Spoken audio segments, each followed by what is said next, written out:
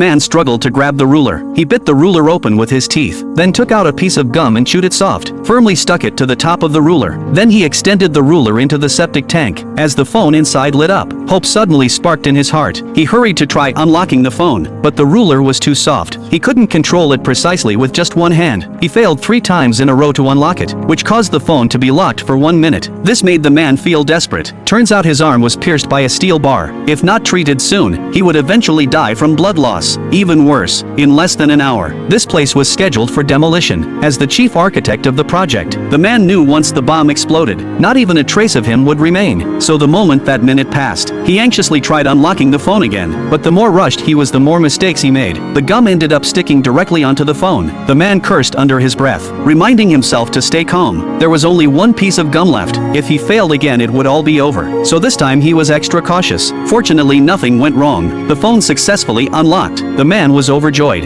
Immediately tried calling his wife, but his hand slipped, and the call accidentally went to his brother. Still, this turned out to be a good thing, because his brother was holding a press conference nearby, and could arrive faster for the rescue. Once the call connected, the man quickly told his brother his location and situation, begging him to come as fast as possible. After hearing this, the brother first asked if the man had called the police. When he found out he hadn't, he said he'd be right there. Not long after, the man heard the sound of his brother's car. He shouted for help, and kept banging on the cabinet, trying to get his brother's attention, but he never imagined his brother didn't save him. Instead, covered the toilet with a green screen, completely blocking the view from outside. The man couldn't understand why his brother did that, and was instantly gripped by fear. After a while, he gradually calmed down, thinking if his brother couldn't be trusted, then the police might be his only hope. So he dialed 911, but just as the call connected, before he could speak, the signal suddenly dropped. He frantically tapped the phone, but accidentally knocked it over.